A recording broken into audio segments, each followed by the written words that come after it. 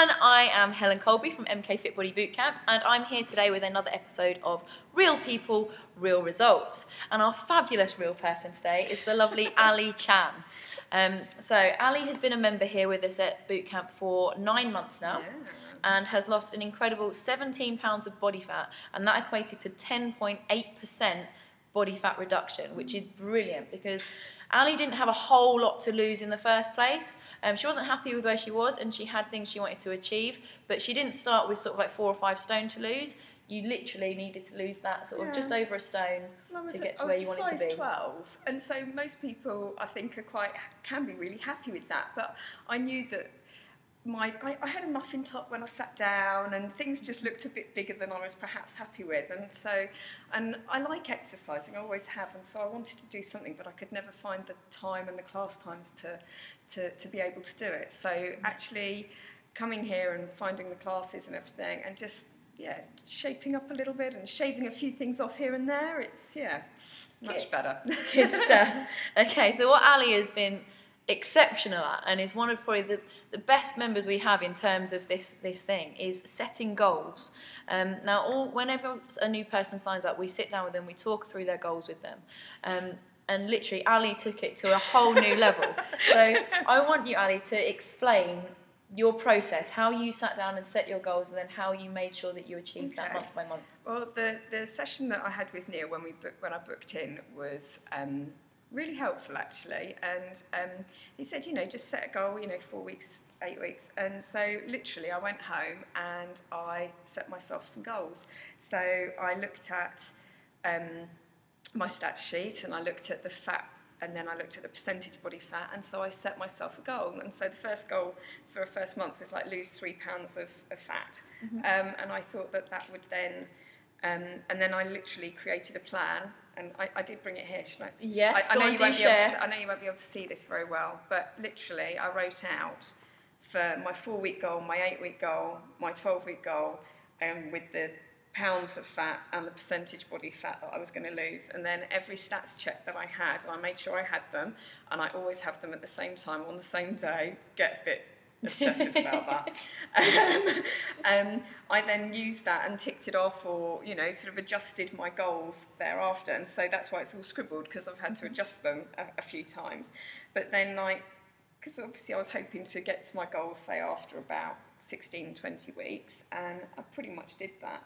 But I then also gave myself goals for 28 weeks and 32 weeks, and so, which was roughly when I was going to hit my birthday and that sort of thing, so that I didn't slide and lose pace with where I was at. And then I've made goals for this year as well, so they're different to what they were when I joined, but I've got goals for this year. That's brilliant. And it works for me. Yeah, it's definitely, the thing is, it works for everyone, but the problem is a lot of people don't make their goals specific enough. So what Ali's been great at, and I'm sure you saw all the scribbles on that bit of paper, she's specifically written out what she wants to achieve and by when, and the exact numbers. There's no wishy-washy, I want to lose weight, or I want to be this size. It's, I want to lose this amount of weight by this time, and this is how I'm going to do it. And that's really important. I think that has been a very important part of how you've achieved your goals and why you've done so well. And if anyone wanted to, I'd be really happy if people want to have a look. I'd be happy to share it. I really don't mind at all. Good. What we'll probably do is actually, in some of the comments below here, is share some of your goals and how you achieved it. That would be awesome. Problem.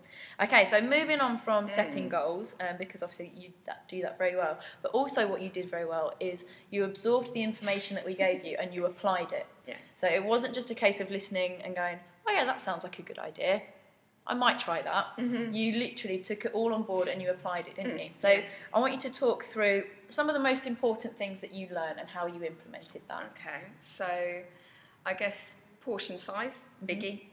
Literally, my husband and I would eat tea together, and he would dish up the same size for me as for him, and I kind of always knew I didn't need that much, but obviously when it's tasty and you're sitting together and you're doing this, that and the other, you kind of just eat it, and I wasn't really thinking about it, so I deliberately then got the starter size plates, not the the titchy ones, but the starter size plate, and that's what I then use. So every meal I have now goes on that plate, and if it fits on that plate, that's fine, I don't have any more. And so that made a big difference. Things like then just increasing the amount of protein. So instead of having, so it probably went hand in hand actually. So dropping maybe by a portion the amount of fruit I was eating, but switching it with maybe something vegetable-y and protein. So one of my favourite things, it's so sad, is celery and peanut butter. Oh, it's great. I love celery and peanut butter. Brilliant. I like that. People think I'm crazy for liking that, but that's good. It's yummy. So that's a good one. And then probably more recently I switched to almond milk, and so I have that now rather than the dairy stuff, which I'm quite happy with. Unsweetened almond, it's fine, it's lovely, so that's good. And then the last thing I probably changed was I do use the protein powders, and so I do have like a protein shake or make myself a smoothie, just with some like frozen berries and a little bit of, sort of maybe some total low yogurt, that sort of thing. So just looking at the sugars and trying to get the right balance and eat the right things at the right time of the day and that sort of thing. So, awesome. Good stuff. Okay, so after implementing all those changes, how would you say, how do you feel different from the Ali we met 9 months ago to Ali that sat here with me on the couch now? What differences have you noticed in yourself other than just the weight loss? I suppose I've definitely got more energy. I was reasonably energetic before, but I've definitely got more energy. And I guess I've got a layer of confidence because I'm happier in myself, and I feel like I'm, I look different, and so it's just helped me feel a bit better about myself. So it's not, I don't think I've changed that much, but just that little bit, that because extra I know where icing on top of the cake. I've got to where I wanted to broadly be. So, good stuff. Excellent. So what advice would you give to someone out there who was you 9 months ago, thinking that you wanted to make a change? What advice would you give to someone maybe watching this video that sat there thinking, oh, I really wish that I could do that I could drop 17 pounds or however much it is? What advice would you give? Don't give yourself a 17-pound goal. Don't scare yourself.